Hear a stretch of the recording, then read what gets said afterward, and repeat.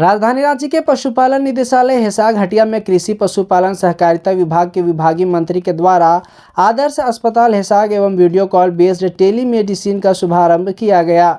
इस अवसर पर विभागीय पदाधिकारी की भी उपस्थिति रही। शुभारंभ के अवसर पर आदर्श अस्पताल के विषय पर कृषि मंत्री ने कहा कि इस अस्पताल में मॉडल उपकरणों से सुसज्जित और भी अस्पतालों को खोलने को प्रोत्साहित करेगा। आने वाले दिनों में और भी मॉडल अस्पतालों के शुरुआत के शिलान्यास होना है। इसकी रूपरेखा और प्रैक्टिकल करना शुरू की जा चुकी है। अभी जो आदर्श अस्पताल का शुभारंभ हुआ है वह इच्छा शक्ति के आधार पर कम बजट पर शुरू की गई है। जो हमारा मॉडल अस्पताल 24x7 शुरू हुआ है, आप वहाँ देखेंगे कि मॉडर्न इक्विपमेंट से लेस यह अस्पताल और भी जगह पर इस तरह के अस्पताल खोलने का प्रोत्साहन करेगा।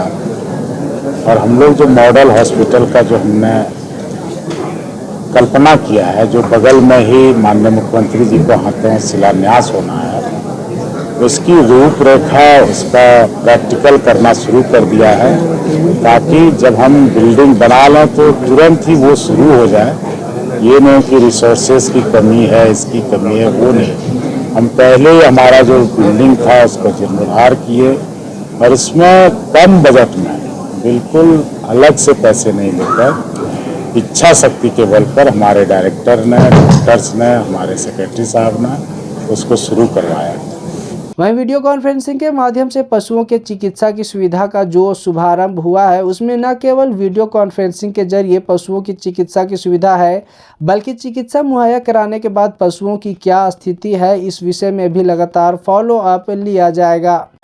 इससे लोगों की जिज्ञासा बढ़ेगी और उसको न सिर्फ वीडियो कॉन्फ्रेंसिंग के जरिए दवाई सजेस्ट किया जाएगा, उसमें एक रजिस्टर ये भी है कि कई दिन के बाद, जैसे 5 दिन का दवाई दिया जाता है, तो यहाँ से ही कॉल जाएगा कि आपका जानवर आपने जिसके बारे में हमसे हेल्प मांगा था, उस दवा के लेने के बाद उसकी स्थिति क्या है, फॉलोअप भी सक्सेस स्टोरी को बताएगा। और इसका मॉनिटरिंग सेल आपने देखा होगा कि PMU का भी गठन कर लिया गया है, जो कि यहाँ अवेलेबल रिसोर्सेज के बल पे किया गया है। बाद में हम फैसिलिटी देंगे, अलग से बजट देंगे तो फुल फ्लेज PMU होगा।